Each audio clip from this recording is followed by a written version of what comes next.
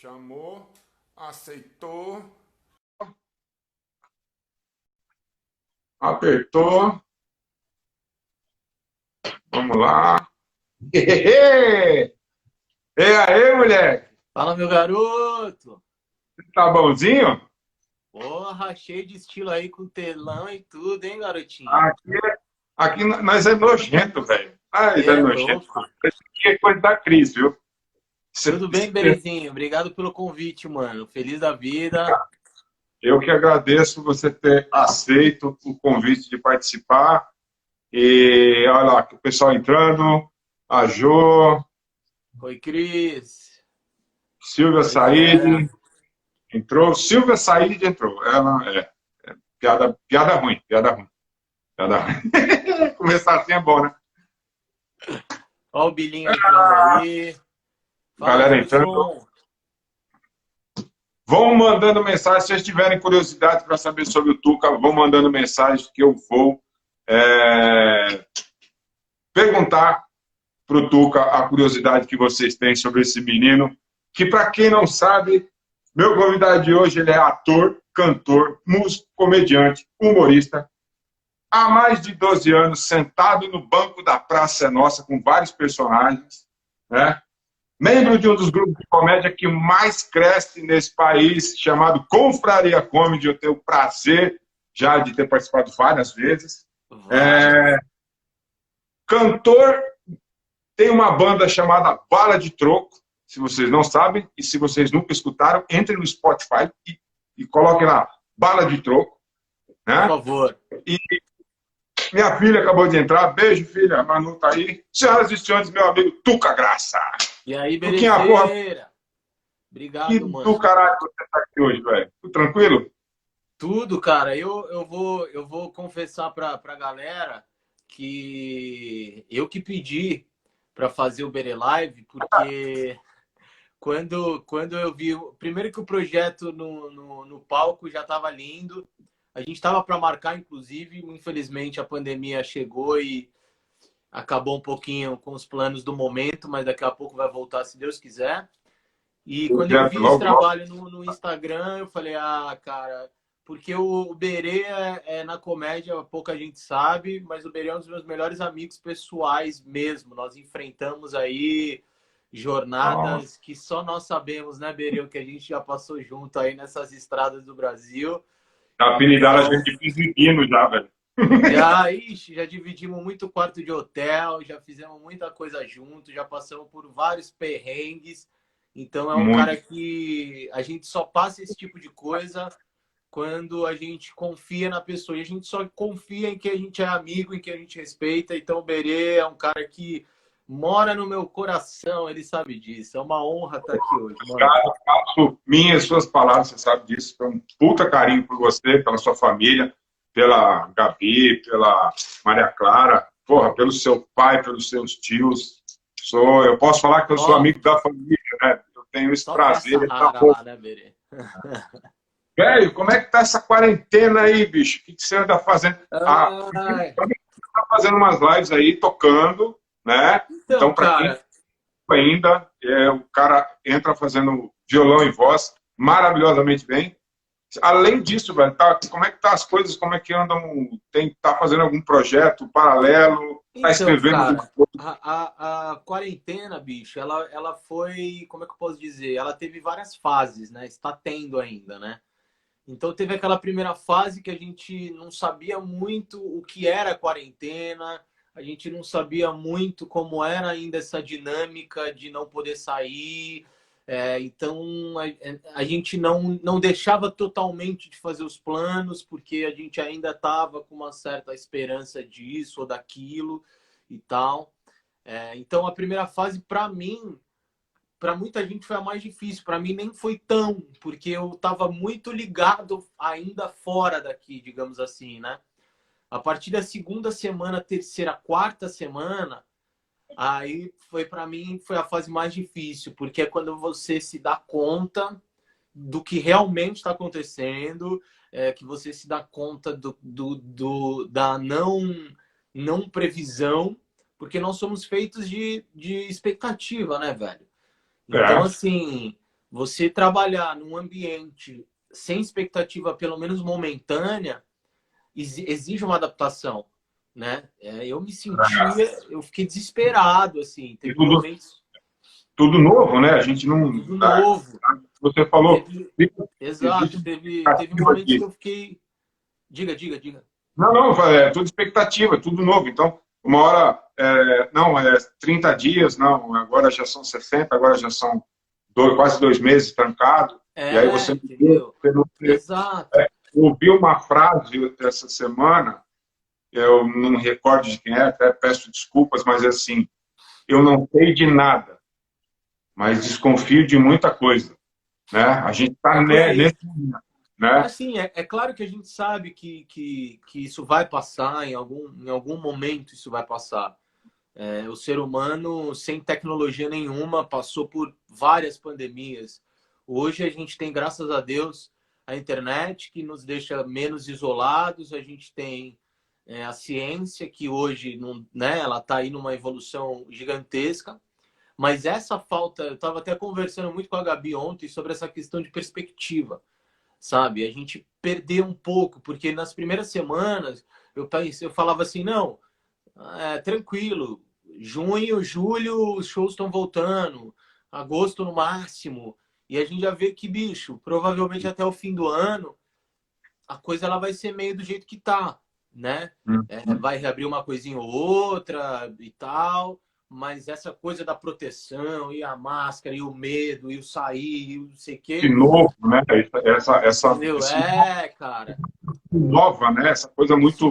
isso tá sendo muito louco. Então, eu estou trabalhando, respondendo agora a sua pergunta, eu tenho trabalhado com todo assim respeito Berê, diariamente, cara. Para mim, cada dia é um dia, todo dia que eu acordo, eu agradeço por estar com saúde, pela minha filha, minha esposa estarem com saúde. E o dia de Amém. amanhã eu vejo, velho. E o dia de É. amanhã eu vejo. Eu não sei se já Então, aconteceu, eu não sei se já aconteceu isso com você, mas já aconteceu comigo em alguns momentos, da agenda do celular tocar e você olhar e falar assim, putz, hoje tinha show.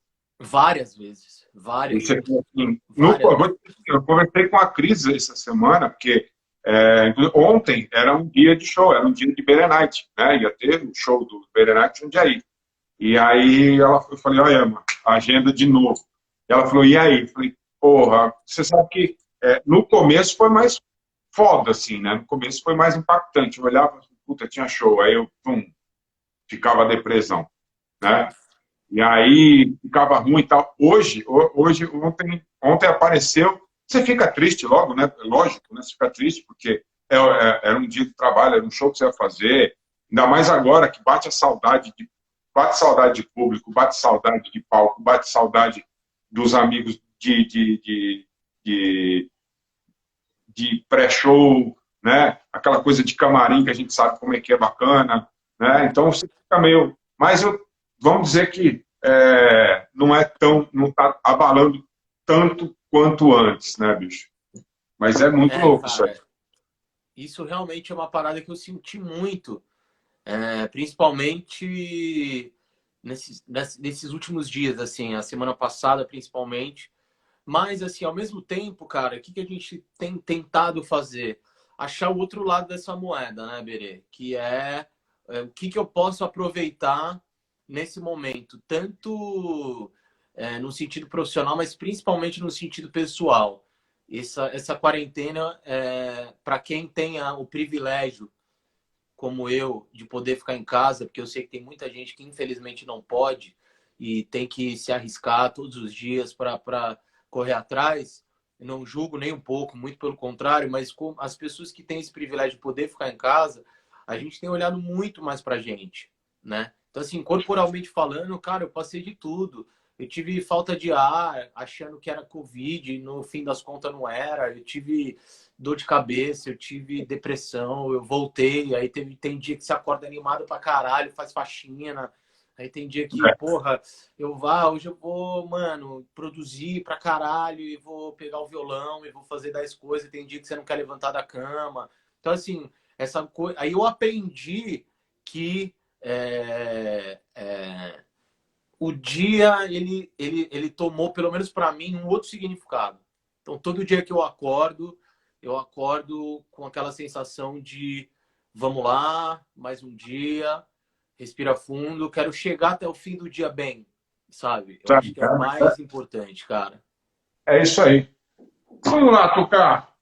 É, como eu falei no começo, são 12 anos. Esse ano, acho que é 13 anos, né? Esse ano são 13 anos de Praça Nossa, né? Não, mano, vixi, 13 anos E pra ser nossa. nesses 13 anos, a gente viu muita coisa do Tuca. A gente viu o Batman, né? Que você fazia ao lado do Alexandre Frota. Depois a gente viu o Jorjão também, fazendo do lado do Alexandre Frota, Sim, né? E aí veio o personagem do Zé e Zezé, que aí sim entrou a sua irmã, a Bibi, sim, né? Entrou Zé e Zezé, entrou... E agora você continua com a sua irmã fazendo Os Milionários, né? isso. Para quem não sabe, a Tuca Graça, ele é filho de Saulo Laranjeira, gigante Saulo Laranjeira, o João Plenário, também da praça. E me conta uma coisa que... como surgiu o convite para ir para a praça? Como é que chegaram para você, ligaram? A gente sabe de algumas histórias, que algumas histórias você conta no palco.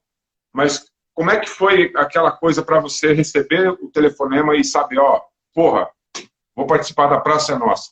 Cara, a história, ela, na verdade, ela começa um pouco antes, né? Porque meu pai, ele tá na praça desde 92.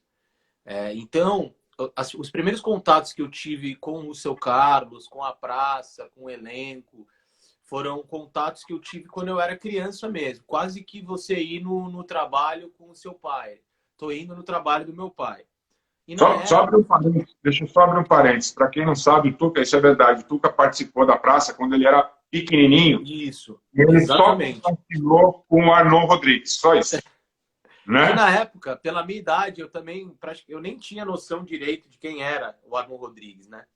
Mas nessa época que eu era adolescente, eu já fazia novela, eu já fazia teatro, eu já tinha um trabalho como ator mirim bem legal, né? Eu fiz Pequenos Brilhantes com Moacir Franco, fiz 2 novelas na Record, fiz As Fez Aventuras da Éramos Seis, Tiazinha, né? Você fez Éramos Seis. fiz Éramos Seis. Foi o primeiro trabalho de televisão que eu fiz. Mas Éramos Seis, eu conto como uma coisa muito... quase que uma brincadeira, porque eu tinha 5 anos de idade, né? Então, assim, para mim ali era tudo uma grande brincadeira, digamos assim, né?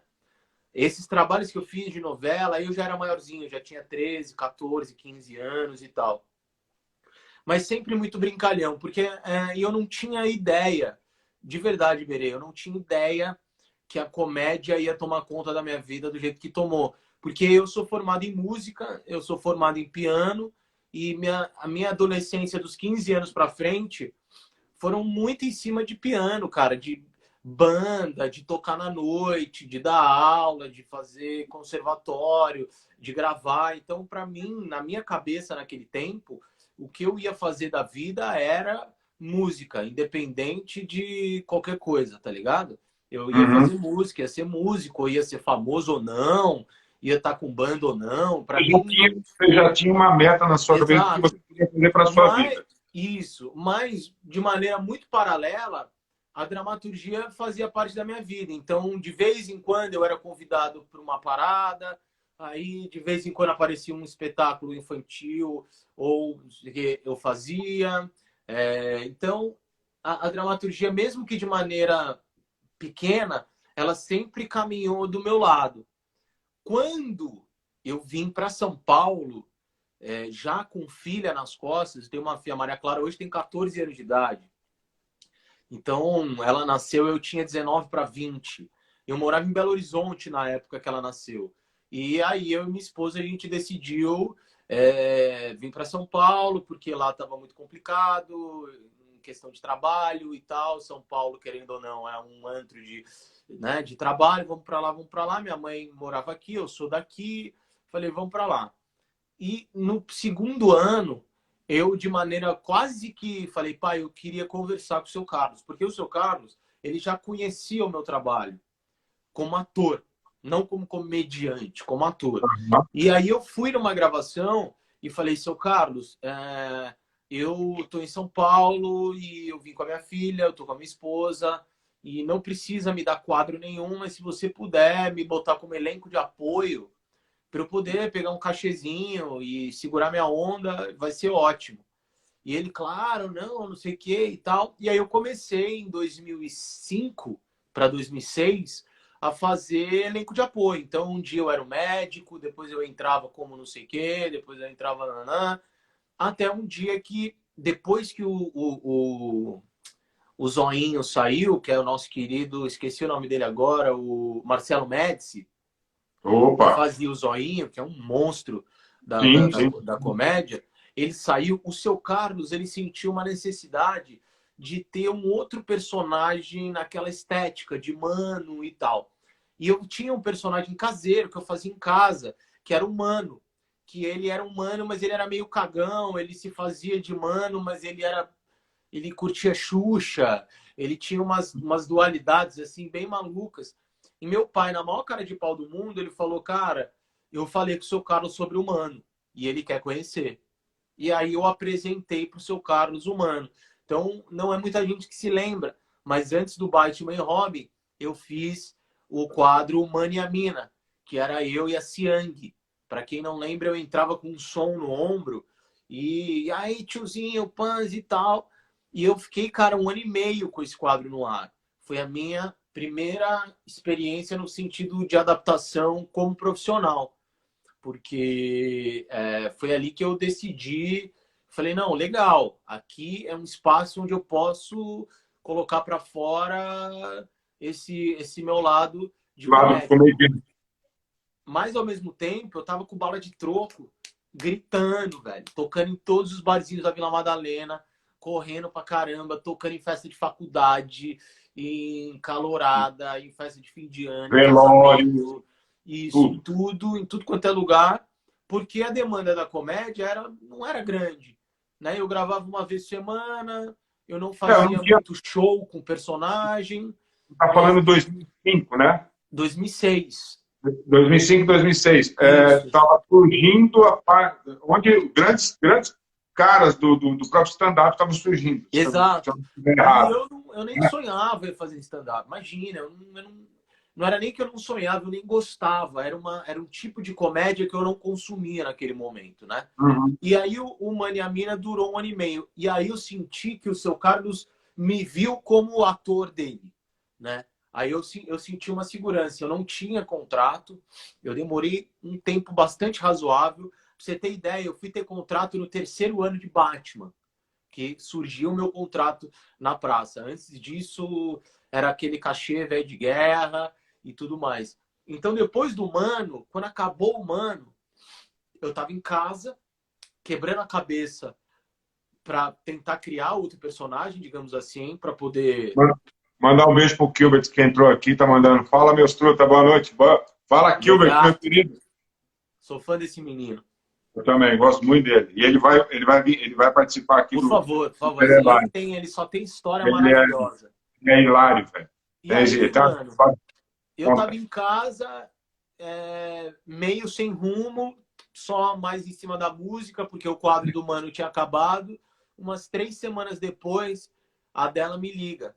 Tuca, o Frota, ele tá querendo retomar um quadro que ele já tinha feito na praça, eu descobri isso depois.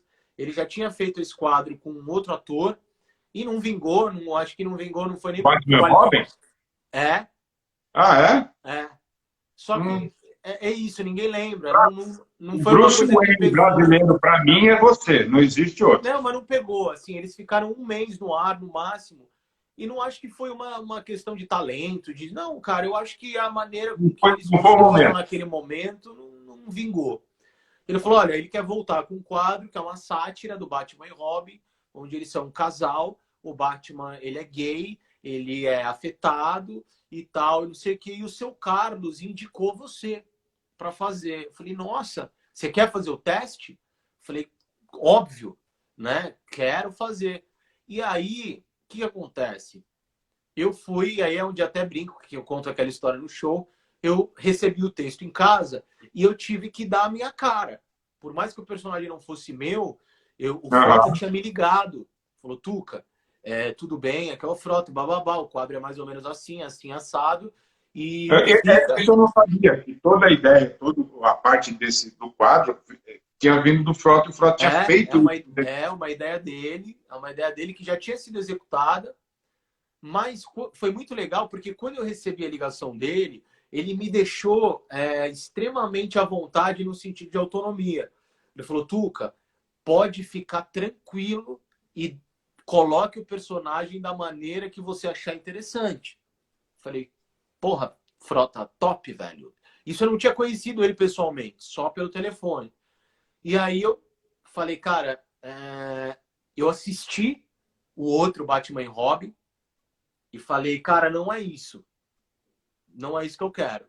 Eu quero um gay mais afetado, eu quero que ele seja mais inquieto, né? Eu quero que ele, com os olhares dele, diga muito do que ele quer dizer. E isso o Batman tinha muito, para quem se lembra, tinha hora que ele não precisava falar nada, as pessoas já sabiam que ele estava puto, que ele já não estava satisfeito, etc. E levei para o SBT o texto decorado da maneira que eu achava interessante naquele momento. E fiz o teste no camarim com o Frota, né? E aí, cara, ele riu, assim, ele chorava. Ele chorava de tanto que ele riu. Não, ele ria em cena, né? Você via que ele não aguentava e ele dava risada em cena. Exatamente. Né? Só que foi a primeira vez que ele viu eu fazer aquilo na vida. E aí ele falou, cara, tá muito engraçado. Vamos fazer o teste. Passamos o quadro no camarim com o seu Carlos. Porque o teste na praça, para quem não sabe, ele fica no final do programa. Você faz o teste e você é o último a gravar. Porque você já faz o teste com tudo acontecendo. Você faz o teste no banco, com plateia, com tudo do jeito que vai no ar.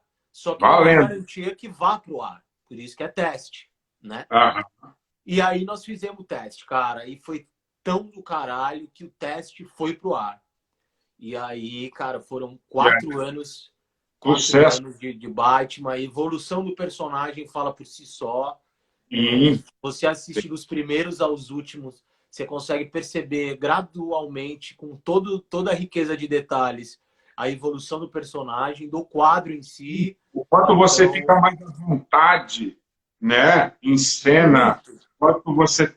Até para quem não percebe, assim, até os cacos que surgem, né, durante... É uma coisa mais natural de se fazer. Você passou, você estava na sala de estar. Tava.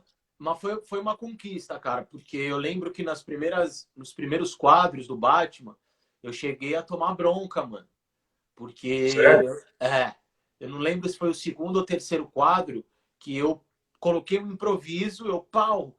Aí o seu Carlos olhou e falou, calma, garoto. Calma, sossega, porque vai chegar lá. E aí, um belo dia ele chega para mim, depois de 6 meses, 7 meses, fala, ó, se quiser colocar uma bobeirinha aí, fica à vontade, pode colocar. Fui colocando. Até que chegou o ponto dele chegar para mim e falar, poxa, mas não teve improviso nenhum hoje, o que aconteceu? O Batman tava triste, não... Porque os últimos, cara, ele saía correndo, ele ia nos câmeras, ele não tava nem aí, eu saía do texto. Cara, eu lembro de uma cena, eu assisti esses dias, inclusive, a Renata Braz estava participando do quadro, e aí ela entrou na hora errada. Ela entrou numa hora que não era pra entrar. Eu vi isso, velho, eu vi isso. Ele acabou com ele, falou, meu amor... Na hora você deu uma nela que falei, meu amor, não era a sua hora, mas pode falar, tá? Pode falar, não era isso, né? Você pode falar, não tem problema. Isso, cara, ninguém me cortava, bicho. Isso rolava solto, sem problema nenhum, Berê. Isso é mérito, né, bicho? Artisticamente, cara, foi uma escola absurda pra mim, o Batman. De criação, de improviso, de construção de personagem.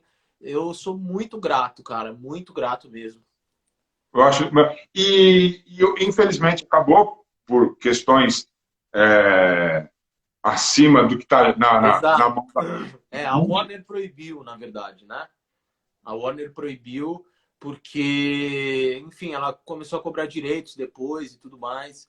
E aí ficou inviável a continuação do quadro. E aí você trouxe a sua irmã, a Bibi, para fazer um quadro com você, que primeiro era o Zé e Zezé, né? Zé e Zezé. É uma Zé história e Zezé, que eram engraçada. dois caipiras, né? Não, e é uma história engraçada porque eu fiz uma live ontem com o Marcelo Duque e ele estava comentando dessas coisas que a gente faz na vida meio em cara de pau, que a gente tem aquela cara de pau. Eu vi um pedaço, assisti vocês um trecho ontem. Então. E o Zé e Zezé ele foi mais ou menos assim, porque quando acabou os Velhos Amigos, que foi o quadro que eu fiz com o Frota depois do Batman, ele foi o Frota sempre foi muito sincero, muito claro e muito tranquilo nas decisões, né? Então ele me chamou um dia e falou: Tuca, eu tô indo para política, eu vou me candidatar, etc. E então, cara, já pense em alguma coisa para você fazer aqui, bababá. E eu comecei a quebrar cabeça e tudo mais. E me veio uma intuição, cara, muito louca. Eu tinha terminado uma gravação e o seu Carlos ficou sentado no banco. Já tinha acabado o programa, era 8h30 da noite. Ele ficou sentado, mexendo no celular lá no banco mesmo, dentro do cenário, fazendo alguma coisa. E me veio na cabeça: vai lá. Eu sentei no banco, falei: seu Carlos, eu tenho uma dupla de personagens com a minha irmã, que é uma dupla de caipiras, se chama Zé e Zezé. Não tinha porra nenhuma. Não tinha nada. Mas chama Zé e Zezé, assim, assado. Ele: pô, que legal, traz pra mim semana que vem. Aí eu liguei pra Bibi. Falei: Bibi, semana que vem a gente tem que levar um quadro pronto. Ela falou: oi? Falei: Aí nós escrevemos. É isso que eu faço. Como é que é? Vocês mesmos que escreveram o quadro. Nós mesmos que escrevemos. Isso. Os Zé e Zezé, os 20 primeiros episódios do Zé e Zezé, a gente que escreveu. E aí a gente escreveu o Zé e Zezé, demos uma ideia, chegamos na outra semana, gravamos, foi pro ar, e o Zé e Zezé ficou 1 ano no ar, mais ou menos. Depois do Zé e Zezé, a gente teve um período de 1 ano, um pouco menos, uns 8 meses, dos politizados, que eu fazia um personagem de direita e a Bibi fazia um personagem de esquerda. Lembro. Estava bem naquela polarização do país, aquela coisa e tudo mais. Foi interessante. Foi interessante. E aí, quando acabou as eleições da época, teve lá o impeachment, acabou o impeachment e tal, os personagens eles ficaram meio flutuantes, né? Não tinha muito para onde ir e a gente decidiu acabar. E aí o próprio Magalhães, que hoje é o nosso roteirista, ele foi um dos idealizadores dos Velhos Amigos.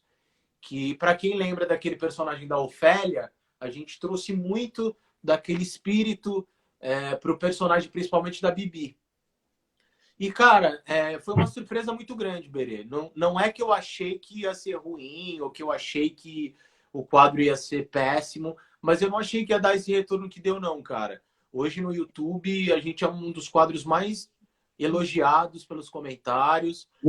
E todo mundo que eu converso na rua me parabeniza, gostam muito do quadro e foi uma surpresa. E tá com a Bibi, né, cara? Porque... a Bibi, eu acho que a Bibi cresceu muito. Assim, não é que ela cresceu, ela já é grande, vamos dizer assim. Mas ela é aquela coisa... Ela veio do teatro, né, Berê? Ela veio do teatro. Ela não queria ser humorista. E eu insisti, eu falei: meu, você é humorista e não sabe, você é humorista e não sabe, vem na minha. Eu acho que o que ela está passando, está passando hoje, já passou, né? Porque ela cresceu muito como personagem. Você passou lá atrás como Batman. Isso, exatamente. Né? Ela teve, de fato, uma dificuldade que todo mundo tem, todo mundo, de adaptação em televisão. Né? Por mais que seja naquele clima ao vivo, digamos assim, televisão não é brincadeira, bicho. Televisão é outra coisa. 8 câmeras ligadas, aquela adrenalina, plateia. Muita gente pergunta: tem plateia mesmo? Tem plateia mesmo. São 40... Uma coisa que eu vou falar, assim, além dessa plateia, eu ia chegar eu ia fazer essa pergunta para você. Televisão é aquela coisa, várias câmeras, um monte de gente falando, todo mundo prestando atenção, você está com o texto decorado, você tem aquela atenção de gravar e de não errar, para não voltar, para não causar, porque assim, são vários humoristas que entram, né? Então você atrasa um, você atrasa todo mundo, né? E na plateia, em todo o período que você fez o Batman, tinha um cara em especial na plateia que ficava te assistindo todas as vezes. Todas as vezes. Que era o seu pai. Exato. Isso é muito real, cara. Parece uma história muito romântica, né? Mas isso é muito real. Porque isso passa por uma outra parada que a gente viveu, que é o fato de eu ser filho de quem eu sou. Então, meu pai, sendo quem ele é, e você conhece ele muito bem, ele sempre teve uma preocupação muito séria em deixar com que eu fosse conhecido pelo meu talento, pela minha questão, pela minha onda, e não ficar aquela sensação de estar na barra do pai. O filho, e isso é uma coisa muito legal, que eu já falei, a gente já conversou sobre isso, já falei isso para você, é uma coisa muito bacana tua, que assim, você em momento algum, aliás, tem muita gente ainda na comédia que não sabe que você é filho de Saulo. Isso deu uma acalmada. O que eu recebi, porque há 2 anos atrás, talvez 3, eu não me lembro agora, mas acho que tem uns 2 anos e meio, a gente fez uma entrevista, eu e meu pai, no Danilo Gentili. Foi em 2017 isso. Isso. 3 anos. Exatamente. Depois dessa entrevista, aí sim, aí o Brasil meio que pegou o que eu recebi de mensagem naquela semana, dizendo, mano, eu não tô acreditando que você é filho... Pra você ter ideia, o Pateta, André Pateta, que é do Confraria Comedy, ele já era do Confraria. Olha, isso é muito real. Isso é verdade? Hã? E ele não sabia? Não, ele já era do Confraria. Aí, depois de uns 6 meses que ele estava no Confraria, talvez um pouco menos, ele ficou aqui em casa 2 meses. Ele ficou morando aqui em casa. E a gente estava na sacada de casa e eu falei do meu pai como se ele já soubesse. Afinal, ele já estava no grupo há muito... Aí ele falou, não. Ele falou, não. Não. Ele falou, para. Como assim? Peraí. Seu pai é o Saulo Laranjeira? Não sei o que. Eu falei, Pateta, vai se ferrar, velho. Para de me tirar, você tá me tirando. Ele falou, mano, juro por Deus que eu não sabia. E eu, no fim das contas, fico feliz pra caralho, Berê, porque o cuidado que eu e meu pai a gente teve com isso foi muito grande, cara. Pra hoje, quando a pessoa sabe, e o Batman serviu pra isso, quando a pessoa sabe, ela fala, puta que pariu, mano. Que da hora. Os dois têm um talento ferrenho. Porque hoje eu já sei quem você é. Uhum. Porque tem muito aquilo, né? Sou filho de fulano, então sua carreira é muito trilhada e os focos são muito trilhados para saber o que você vai fazer, porque você é filho de fulano de tal, você entendeu? E você nunca teve isso, né? Você sempre importantíssimo que eu acho que é importante falar aqui, Berezinha, que é o seguinte: a maioria, não todos, óbvio, mas uma grande parte dos filhos desses grandes monstros, eles trabalhavam com o pai. Por mais que eu fizesse o mesmo programa do meu pai, porque seria muito fácil para mim, por exemplo, ser filho do deputado. Seria muito fácil fazer um assessor do deputado. O link seria muito mais rápido. Sim. Então, eu entrei no mesmo programa aqui, só que eu fazia o Batman. Eu fazia uma coisa que não tinha absolutamente nada a ver com o quadro dele, com o teor de comédia que ele abordava. Era um outro... Então, assim, distanciava mais ainda. Imagina que o cara vai falar, o Batman é filho do deputado. Era muito longe. Isso foi muito importante também, velho. Mas, assim, mas por um outro lado, vocês têm uma carreira muito próxima e muito juntas, que é a carreira musical. Principalmente musical, isso. Que é a carreira musical. Você e o seu pai, que assim, seu pai é poeta, seu pai é músico, seu pai é humorista, seu pai é um ator, e muita gente também não conhece o lado do Saulo. Sim. Ele, como meu pai, ele é um divulgador, como ele é um divulgador da cultura mineira, ele sempre fez muita questão, nesse lado musical principalmente, o foco é em Minas Gerais. Ele já fez shows de música em São Paulo, já foi no Senhor Brasil, já fez muita coisa fora de Minas Gerais com relação à música. Mas o meu contato com o palco, a experiência que eu tive com o palco, eu devo muito a ele, principalmente nessa questão musical, que desde cedo, pela minha própria formação musical, que já vem de mais cedo, ele me colocou no palco. Então, por exemplo, quando eu tinha 23 anos de idade, morando em Belo Horizonte, ele me colocou para ser diretor musical da banda dele. Já. E isso era uma coisa que, desde os meus 15 anos, eu pedia, né? Porque adolescente é uma merda, né? A gente acha que a gente sabe tudo. E aí, com 15, 16, 17 anos, eu falava, cara, não, deixa eu produzir esse show. Ele, calma, calma. Por enquanto, você é só meu tecladista. Fica aí, fica aí. Até o dia que ele foi reformular o show dele. Eu já era pai, já tinha feito muita coisa. Ele falou, filho, eu quero que esse show você cuide musicalmente desse show. Aí foi quando eu tive uma primeira experiência mais de responsabilidade em cima da música, porque eu estava lidando com músicos dos mais... Bom, você conhece a banda, só gente absurda que toca com eles. Tem um melhor que o outro. E você também é um deles. Agora, Tucá, eu queria falar com você, a gente conversou... vamos falar um pouco do Confraria? Por favor. Vamos falar um pouco do Confraria. Confraria Comedy. Velho, eu até escrevi um negócio aqui. Eu tenho o privilégio de já ter trabalhado junto com vocês em vários shows, várias viagens, a gente já fez várias viagens, e tive o privilégio também de conhecer várias facetas do Confraria, vários formatos do Confraria Comedy. Mas eu falo que hoje, esse Confraria Comedy é o melhor de todos, sem dúvida nenhuma. Né?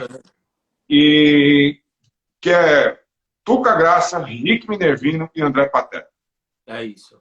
São três caras, se você olhar de frente, são três caras totalmente diferentes no humor. Sim. Mas que se casaram muito bem. Vocês fazem um negócio muito... Vocês inovaram, vou dizer assim. Porque no stand-up, todo mundo começou no stand-up, assim, tem a sua parte do stand-up, não que começaram no stand-up, mas todos tem texto de stand-up. Sim. Mas vocês...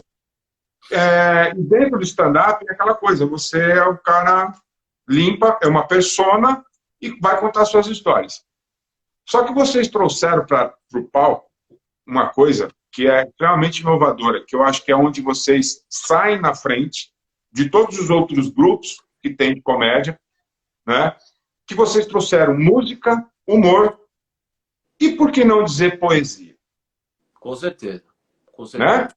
Então, cara, isso é onde Confraria... você tem esse diferencial, o Confraria tem esse diferencial e traz também o diferencial de público. Sim. Porque você não só é diferenciado no palco, mas também o teu público se torna diferenciado. Sem dúvida. Fala um pouquinho para nós desses três gigantes. Falar do Confraria, para mim, é uma coisa muito legal, muito especial, porque você mesmo disse agora, você é um cara que estava lá desde trás. Sendo bem objetivo mesmo, eu considero o Confraria Comedy como ele é hoje. Não é que eu não é desmerecendo os outros momentos que a gente teve.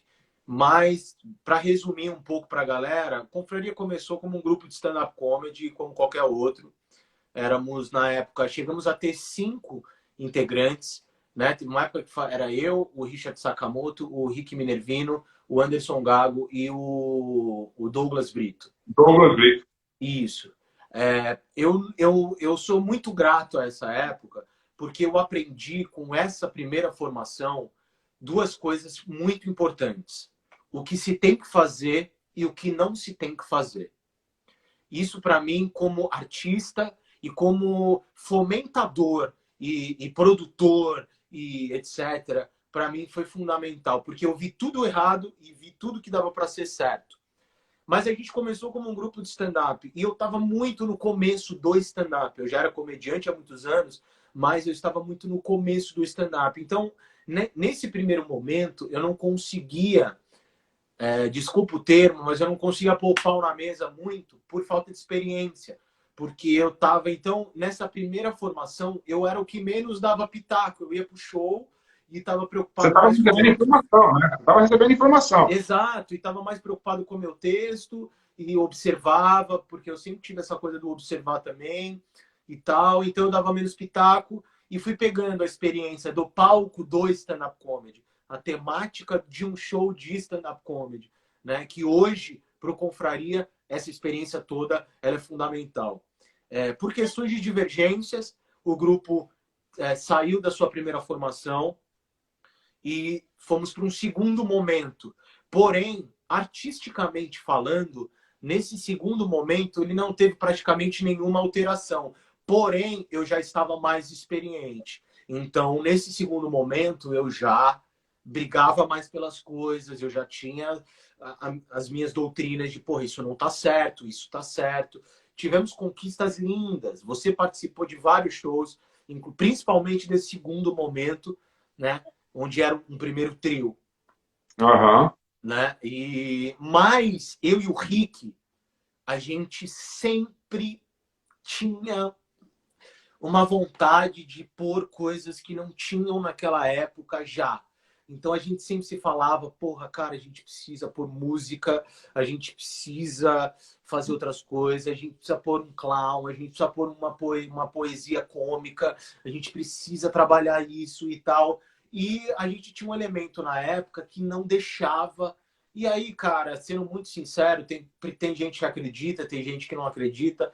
Era uma coisa muito energética, a coisa ela estava barrada, ela não avançava, a gente não conseguia, a gente não tinha forças, sabe, energéticas para deixar essa coisa. Estava engessado. A grande verdade é que vocês estavam engessados dentro do. Engessados. Exato. E aí isso fez com que a gente estagnasse no meio da comédia e ficasse irrelevante.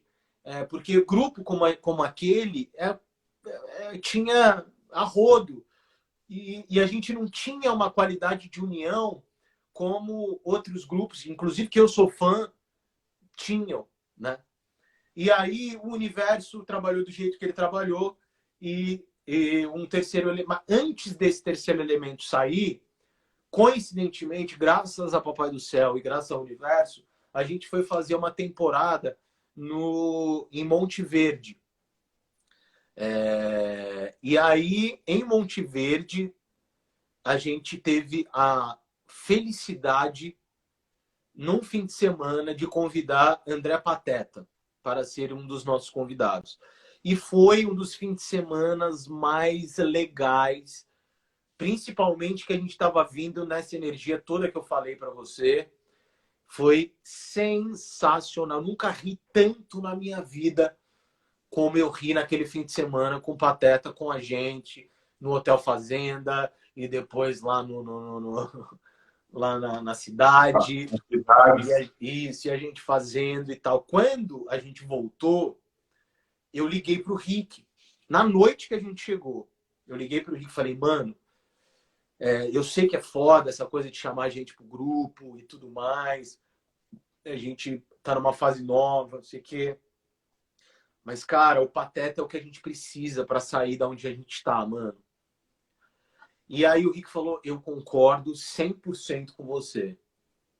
E, infelizmente, o outro integrante não concordava naquele momento com isso. Mas nós batemos o pé e democracia é votação. 2 contra 1. Graças a Deus, o Pateta entrou. Graças a Deus, o Pateta entrou. Depois de um mês, acredite se quiser, depois de um mês, tivemos um problema com esse integrante antigo. Ele saiu do grupo. Aí o Confraria nasceu. Não é nem Sim, é onde eu falo. Não é onde eu falo. Não. Ele nasceu. Eu falo que deu uma. Porque o primeiro mudou. É outra coisa. É onde eu falei lá atrás que assim. O Confraria, hoje, eu falo do Confraria, dos integrantes de hoje, que é o Confraria. Exato, e o Confraria. Porque o Confraria, ele sempre ele ficava na beira de ser quem ele é hoje e as coisas não aconteciam. Quando essa nova formação final se juntou, aí a gente viu que a gente falava a mesma língua. E as coisas foram, assim, de uma naturalidade, as coisas aconteceram de uma maneira tão louca e tão rápida que a gente fazia as coisas sem esforço, faz até hoje. E hoje, o show de vocês, eu falo que hoje o show de vocês, se vocês deixarem, são 2 horas de show fácil. Fácil. E sem cansar.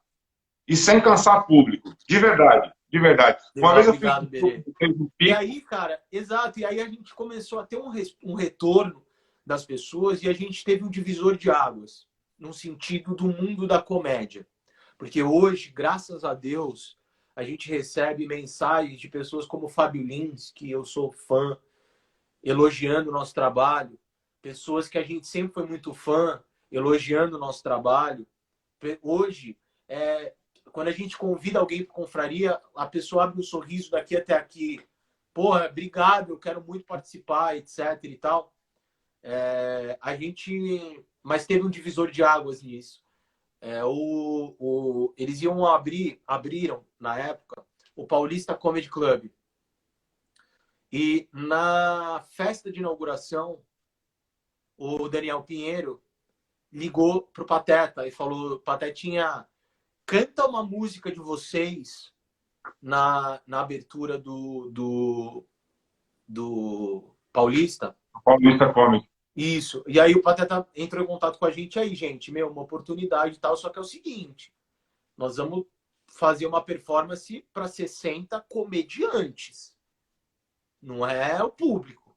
É um público seleto, é um público que tem critério, é um público da área. A gente falou, cara, vamos. É muito foda de fazer, né? Vamos embora. É muito difícil, você sabe muito bem disso. E aí, mano, nós cantamos To Be Down nesse dia. E aí sim, cara. Aí o Confraria entrou pro mundo da comédia, ganhando o espaço que a gente sempre sonhou em ganhar. E aí começamos a trabalhar como todos nós trabalhamos, dia após dia, levantando as nossas carreiras, se unindo com as pessoas que a gente ama, que a gente gosta. O Confraria tem esse hábito e sempre teve de ter pessoas ao nosso redor. Então, você, Ângelo, Zap, Matheus, são pessoas que a gente costuma dizer que são os confra, são sócios, né, do clube, porque... Tipo banda de apoio. Sabe quando você tem um conjunto e você tem que ter a banda de apoio? A gente é banda de apoio. Exatamente, cara. E graças a Deus, muita gente legal passou pelo palco do Confraria com a gente. E a gente tá muito feliz, bicho. Então a gente conseguiu pegar um pouco do que você falou, que os três são músicos, Pateta canta pra caralho, eu sou músico a vida inteira, o Rick é um grande percussionista, sempre trabalhou com bandas, tocando percussão e tudo mais. Começou cantando sertanejo, né? E as ideias bateram, cara. É quase que o Pateta ele usa uma definição pro Confraria que eu dou muita risada até hoje, que ele fala assim, quando Deus viu os três se encontrando, ele falou, não, puta que pariu, fudeu. Então a gente tá, a sensação que dá é que a gente tá onde a gente deveria estar. Essa sensação é muito boa, velho. Não, mas é o que eu falo, é um show que vocês fazem hoje que se levar 2 horas não cansa, velho. Entendeu? Porque é muito dinâmico e é muito bom. E aconteciam umas coisas, aqui agora nós estamos todo mundo quietinho em casa, mas aconteciam umas coisas com o Confraria. O Confraria, cara, eu falo isso com o maior orgulho e a maior gratidão do mundo, Berê. Você me conhece, sabe como é que eu sou. O comediantes, cara, que a gente é fã, iam no show do Confraria para assistir. Porque ficaram sabendo que o Confraria estava fazendo esse tipo de comédia. E a galera ia para assistir. A gente falava, porra, faz uma participação. Cara, teve um dia que a Babu colou no Paulista. Eu me lembro como hoje. Eu falei, Babu, vamos fazer 10 minutos. Ela falou, galera, hoje eu vim assistir vocês. Tom Castro, velho, tirou um dia para ir lá assistir o Confrade. Vamos, Tom. Hoje eu vim assistir vocês. Ah, cara, isso não tem preço, Berê. De verdade, velho. Isso não tem preço. Velho, a gente tá chegando no final do tempo e, infelizmente, Nossa, eu falo pra caralho! Tá rápido demais, mas, bicho, Tuquinha, eu só vou agradecer os apoiadores aqui que fazem parte, que fazem isso acontecer, que é a Celidônio Salão de Beleza, Vivian Imóveis Jundiaí também, Óticas Exclusivas, Intercâmbios Jundiaí, IE Intercâmbios Jundiaí, né? O Fábio da Ótica, agradecer essa galera, a Roberta, que faz isso acontecer, agradecer a minha mulher, a Cris, que está aqui, também que me ajuda, monta tudo isso aqui, me dá um apoio danado, pesada, toda a parte de produção. Agradecer você por ter participado, porra, é um prazer enorme. E eu vou te dar uma notícia que nem você sabe, que o seu pai me deu ok e ele vai participar do Bere Lives. Ah, moleque, aí eu falei, conversei com o seu pai. Porque para tirar o velhinho e botar ele numa live não é fácil, não. Eu falei com ele hoje, por WhatsApp. Você sabe que ele gosta muito de você, né, velho? Ele tem um carinho especial. Eu quero agradecer a produção, você, pelo carinho, pelo profissionalismo. Eu acho que independente de ser uma live, independente de ser uma coisa via internet, a gente tem que ser profissional, tem que ser o mais cuidadoso possível. E esse é um dos motivos que eu pedi para fazer, porque eu falei, cara, é um projeto lindo e eu quero fazer parte, quero que acabe a quarentena e eu tenha a oportunidade de falar, eu passei pelo Bere Lives, né? Então, se Deus quiser, continuará em outras plataformas. Exatamente, vamos para cima. E, cara, para mim é uma honra, Berê. Você sabe que você é um cara da família, literalmente. Minha esposa, minha filha, todos nós somos muito gratos à amizade sua, da Cris, da sua família. E já passamos por coisas que nem com os meus irmãos verdadeiros eu passei. Então, para mim, você é um cara realmente, além de um talento incrível, uma humildade absurda, onde a gente tem a oportunidade de ver o outro crescendo. Você é um cara que, assim como eu, a gente se critica, né? Mas a gente tem aquela liberdade de dar um toque ao outro, porque a gente sabe que é amor, a gente sabe que é verdadeiro. Quero mandar um abraço. Eu vi que no comecinho entrou o meu fã-clube, Família Tuca Graça. Um beijo, Mar, se você estiver assistindo. Família Obrigado pelo carinho e tamo junto sempre. Deixa eu te pedir um favor. Ele não está aqui porque ele não tem Instagram, mas meu sogro é fã da Praça é Nossa. Ele é muito seu fã. É o seu Caetano. Eu queria que você mandasse um beijo pro seu Caetano, que ele está lá em Santos. Seu Caetano, eu conheci ele naquele churrasco lá, não foi? Então, foi. Um grande abraço para você, seu Caetano. Muita luz nos caminhos. Obrigado pelo carinho e obrigado pela força, cara, porque a gente faz isso para vocês, cara. Então, sem vocês, somos meros fantoches de qualquer lugar. Com vocês, a gente ganha significado. Muito obrigado.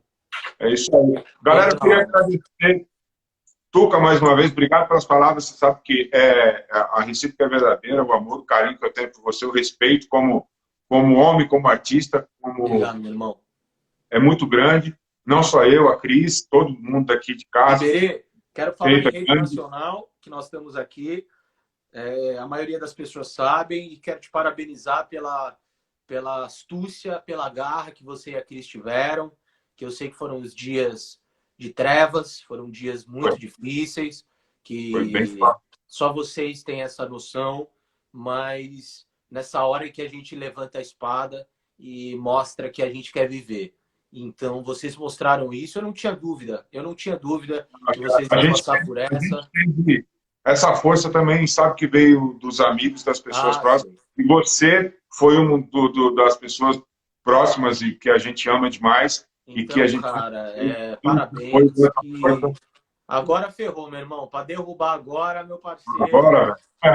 Não vem, sério, não.